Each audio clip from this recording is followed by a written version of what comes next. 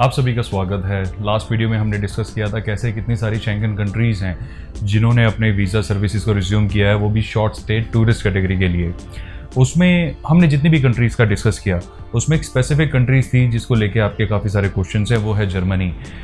हम बिल्कुल ठीक, हमने आपको बताया था जर्मनी ने कैसे अपना short stay tourist visa Indian citizens के लिए रिज्यूम किया है, बट उसके पीछे एक कंडीशंस हैं जो मैं आपको अभी एक्सप्लेन कर देता हूं। अगर आपका वहां पे जाना ज़रूरी है तो कैसे आप इसका एडवांटेज ले सकते हैं।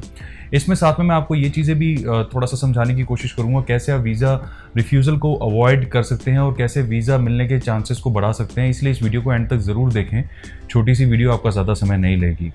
सबसे पहले जर्मनी ने ये अनाउंस किया है कि हम इंडियन सिटीजन्स के लिए वीज़ा सर्विसेज को रिज्यूम करते हैं। ये बात बिल्कुल ठीक है, वो भी शॉर्ट स्टे, बट उसके पीछे उन्होंने कंडीशन ये रखी है कि पहले आपको एम्बेसी से अप्रूवल लेना होगा। अब इसमें काफ़ी सारे लोगों को कन्फ्यूजन है कि एम्बेसी से अप्रूवल वो किस तरीके से ले सकते हैं। सबसे पहले आपको समझना होगा अगर आपके जाने का पर्पस सिर्फ और सिर्फ टूरिज्म ही है और कोई दूसरा नहीं है तो उसमें अप्रूवल मिलने के चांसेस थोड़े से कम रहेंगे।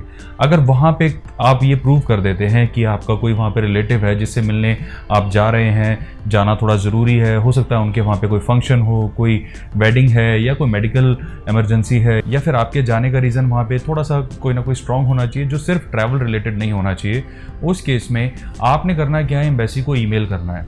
जर्मन एम्बेसी जो है इंडिया के अंदर, जो दिल्ली के अंदर है, उसका ईमेल एड्रेस आप उनकी वेबसाइट से भी ले सकते हैं, अदरवाइज ये आपकी स्क्रीन पे भी आ रहा होगा।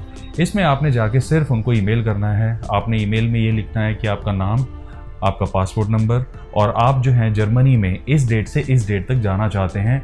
आप अपने फ्रेंड के पास जाना चाहते हैं क्योंकि उनके घर में वेडिंग है, या आप अपने रिलेटिव के पास जाना चाहते हैं क्योंकि उनके घर में कुछ फंक्शन है, या फिर आपकी कोई इमरजेंसी है, कोई आपका वहाँ पे नोन है जो रहता है जो आपको बुला रहा है, तो उसके लिए आप एक स्पेशल परमिशन चाहते हैं शॉर्ट स्टे के लिए। ये डिटेल्स आपने एम्बेसी को भेजनी होती है। एम्बेसी जब आपको अप्रूवल भेज देती है फिर उसके बाद आप उस अप्रूवल के लेटर को वीएफएस में जाके अपॉइंटमेंट वाले डे दिखा सकते हैं। अदरवाइज वीएफएस आपकी एप्लीकेशन को लेने में रिफ्यूज़ल भी दे सकता है। वो कह सकता है कि मैं आपकी एप्लीकेशन नहीं ले सकता बिकॉज हमारे पास ऐसे इंस्ट्रक्शंस नहीं है। तो वहाँ पे आप वीएफएस को शो करेंगे, देखिए मेरे पास एम्बेसी का प्री अप्रूवल ऑलरेडी है, और अपनी फाइल में उसको सबसे वीएफएस लगा लें, जहाँ पे आपका वीएफएस का अपॉइंटमेंट लेटर होगा उसके साथ लगा लें। उसके बाद अपना सबमिशन कराएं। ये चीज़ मैं आपको इसलिए बताना चाह रहा हूँ क्योंकि अगर आप डायरेक्ट वीएफएस में अपॉइंटमेंट लेकर चले भी गए तो और 1% उन्होंने एक्सेप्ट कर भी लिया तो भी उसमें रिफ्यूज़ल के चांसेस आपके बहुत ज़्यादा बने रहेंगे, क्योंकि एम्बेसी ये चीज़ बोल रही है कि आप हमसे पहले अप्रूवल ले लो। अब काफ़ी सारे आप में से लोग हैं जो ये सोच रहे होंगे कि हमें अप्रूवल नहीं चाहिए, भाई हमारा तो सिर्फ टूरिज्म का रिलेटेड ही पर्पस है, हमारा कोई और पर्पस है ही नहीं, हम तो सिर्फ टूरिज्म के लिए जाना चाह रहे थे। तो उसके लिए थोड़ा सा और हमें वेट करना होगा। आप ये समझें कि हाथी निकल चुका है पूंछ रह गई है, राइट? इस तरह की कहावत जो है, बस उस पर आप थोड़ा सा बिलीव करें कि जो सबसे बड़ा ब्लॉकेज था वो जा चुका है। अगर कोई आगे सिचुएशन वर्स नहीं होती कोरोना की इंडिया के अंदर, तो ये बहुत ही जल्द आने वाले कुछ ही दिनों में, कुछ ही हफ्तों के अंदर ये सारे short stay visa without any pre condition approve भी हो जाएंगे। अब यहाँ पे वैक्सीनेशन का भी काफ़ी सारा डाउट हो रहा है कि भाई जर्मनी के अंदर कोवैक्सीन वाले जा सकते हैं, नहीं जा सकते। मैं आपको क्लियर करना चाहता हूँ, बिल्कुल भी नहीं जा सकते। और जर्मनी में अगर आपने कोविशील्ड लिया हुआ है तो भी आपको ये चीज़ एम्बेसी को पहले बतानी होगी कि मैंने 1 डोज वैक्सीनेशन का लिया हुआ है और जाने से पहले 2nd डोज मेरा कोविशील्ड का अप्रूव मिल जाएगा। उसके बाद अप्रूवल लेटर आएगा, तब आप ये चीज़ उनको शो करें, क्योंकि आधी अधूरी इन्फॉर्मेशन के साथ अगर आप जाएंगे तो रिफ्यूज़ल अननेसेसरी आपको झेलना पड़ेगा, तो वो चीज़ नहीं होनी चाहिए। जैसे लास्ट वीडियो में हमने आपको बताया था कि आइसलैंड, स्विट्ज़रलैंड, डेनमार्क, इन कंट्रीज़ ने भी अपनी वीज़ा सर्विसेज को रिज्यूम किया हुआ है। उन्होंने ऐसी कोई कंडीशन नहीं रखी है कि आपको पहले से उनका अप्रूवल लेना है। ये बात बिल्कुल ठीक है। तो शेंगन की अगर हम बात करें तो स्विट्ज़रलैंड, आइसलैंड और डेनमार्क के लिए आपको एम्बेसी से अप्रूवल लेने की ज़रूरत नहीं है। अगर आपको अपॉइंटमेंट मिलती है, आप सीधा अपॉइंटमेंट में जाके अपनी फाइल को सबमिट करा सकते हैं। फाइलिंग के ऊपर भी हमने बहुत डिस्कशन करी है। फाइलिंग में बहुत ही सिंपल सी चीज़ें होती हैं, आपकी अकाउंट स्टेटमेंट, आपकी आईटीआर, आप जो भी बिजनेस करते हैं उसका कोई ना कोई प्रूफ, अगर आप जॉब करते हैं उसका एनओसी लेटर में लिखवाएं आप किस डेट से किस डेट में जाना चाहते हैं। कंपनी के लेटर हेड में होना चाहिए और उसमें ये चीज़ कंपनी स्पेसिफाई करे कि आप उस कंपनी में कब से काम कर रहे हैं और किस पोजीशन पे काम कर रहे हैं, राइट? जैसे हम एग्जांपल ले लेते हैं कि जैसे मान लीजिए किसी का नाम सुमित कुमार है, तो mister Sumit Kumar is working with us as a supervisor since 2017 January.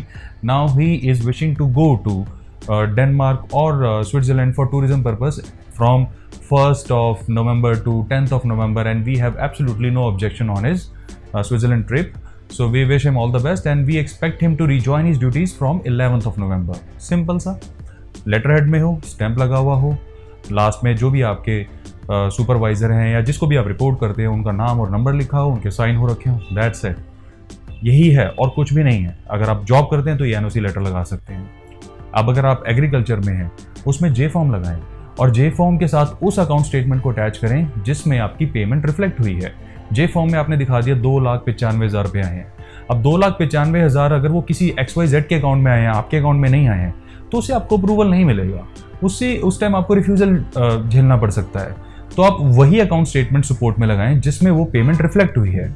जब आपने अपनी प्रोडक्शन को सेल किया था तो गवर्नमेंट आपको एक जे फॉर्म इशू करके देती है कि हमने आपकी प्रोडक्शन को जो आपकी परचेज है उसको हमने वैलिड कर दिया है। वो जे फॉर्म के ट्रांजैक्शंस आपकी अकाउंट स्टेटमेंट से मैच हो जानी चाहिए। फर्स्ट थिंग तो ये है। अब इसमें दूसरा कॉम्प्लिकेशन ये है कि वो ज़मीनें आपकी हैं कि नहीं वो भी शो करना बहुत इंपॉर्टेंट है। जिसका भी वो प्रोडक्शन था वो ज़मीन भी उसी की होनी चाहिए।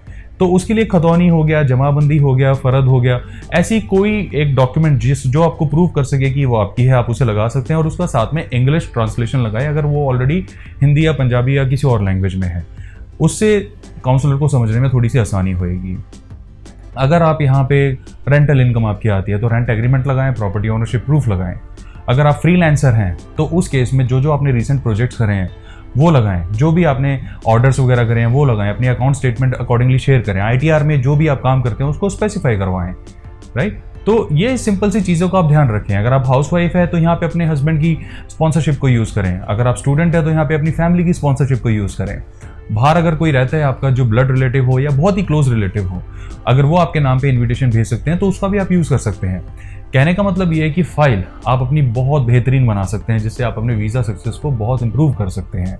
और वीज़ा रिफ्यूज़ल से हमेशा आपको बचना होगा। वीज़ा रिफ्यूज़ल कब होता है? जब फाइल इनकम्प्लीट हो, डॉक्यूमेंट प्रॉपर ना हो, आपके अकाउंट्स मैच ना कर रहे हो, ITR आपने बनवा दी 10 लाख रुपए की, अकाउंट में पैसे इतने नहीं हैं, वो जस्टिफाई नहीं हो पाता, राइट। तो ये सारे कॉन्ट्राडिक्शंस ना हो। किसी भी तरह की डिस्क्रिपेंसी अगर अकाउंट्स में आपकी शो होती है तो काउंसलर को उस पर डाउट हो जाता है और वो वीज़ा को अप्रूव करने में हेजिटेट करता है। तो इसलिए कोई डिस्क्रिपेंसी ना हो, आपके सारी चीज़ें अप टू द मार्क होनी चाहिए। ट्रैवल डॉक्यूमेंट्स भी अपने बिल्कुल अच्छे से लगाएं। जिन जिन कंट्रीज़ में क्वारंटीन की रिक्वायरमेंट की गई है वहाँ पे क्वारंटीन की प्री बुकिंग भी दिखा सकते हैं आप। प्री बुकिंग के लिए कोई पेमेंट नहीं देनी होती। आप दिखा सकते हैं कि जी मैंने ये प्री बुकिंग कराई है, अगर आप मेरा वीज़ा अप्रूव कर देते हैं तो मैं इसे कंफर्म करा दूंगा। कुछ एम्बेसीज हैं जो आपसे बिल्कुल कंफर्म बुकिंग भी मांगते हैं, जैसे क्रोएशिया, बट यहाँ पे स्विट्ज़रलैंड, आइसलैंड आपसे कंफर्म बुकिंग नहीं मांगते। तो इसलिए आपको अननेसेसरी अपना टिकट या पहले सी होटल या क्वारंटीन बुकिंग करा के उसको शो करने की जरूरत नहीं है। आप प्री बुकिंग करा के भी उसे शो कर सकते हैं जिसमें आपकी कोई पेमेंट नहीं लगती। इसके लिए आप अपने ट्रैवल एजेंट को भी बोल सकते हैं, वो भी आपकी हेल्प करेंगे। तो मुझे पूरी उम्मीद है ये डिटेल्स आपको समझ में आ गई होंगी जर्मन वीज़ा की। साथ में जो बाकी वीज़ाज़ हैं उसके लिए भी आपको ये डिटेल्स आई होप कि बहुत यूज़फुल रहेंगी। तो इसके अलावा भी बहुत सारे देश हैं जो अभी धीरे धीरे ओपन हो रहे हैं। तो जैसे मैंने आपको पहले ही बताया कि रेगुलर न्यूज़ तो आती रहती हैं, लेकिन वंस वी वैलिडेटेड, हम एक बार श्योर हो जाते हैं कि बिल्कुल ऑथेंटिक है, तो ही आप तक लाना हम कोशिश करते हैं कि आप तक लेकर आएँ। उससे पहले हम अपना टाइम लेते हैं। अभी भी ये बड़े सेंसिटिव टाइम है। हो सकता है हम जो अभी अनाउंसमेंट कर रहे हो या आपको जो डिटेल बता रहे हो, आने वाले टाइम में हो सकता है उसमें कुछ डिटेल चेंज भी हो जाए। ऐसा हो जाता है क्योंकि एम्बेसी जो आज कंडीशंस रख रही हैं हो सकता है कल वो कंडीशन हटा दें या उनको चेंज कर दें। तो इसलिए आप अपनी बुकिंग से पहले हमेशा क्रॉस चेक करें, उससे आप ही का फ़ायदा होगा। तो अपना समय देने के लिए बहुत बहुत धन्यवाद। फिर बहुत जल्द मिलेंगे। Bye bye.